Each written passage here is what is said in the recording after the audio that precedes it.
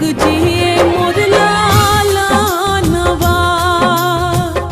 और जी करिले माई पूजिले चरणवा जुग जुग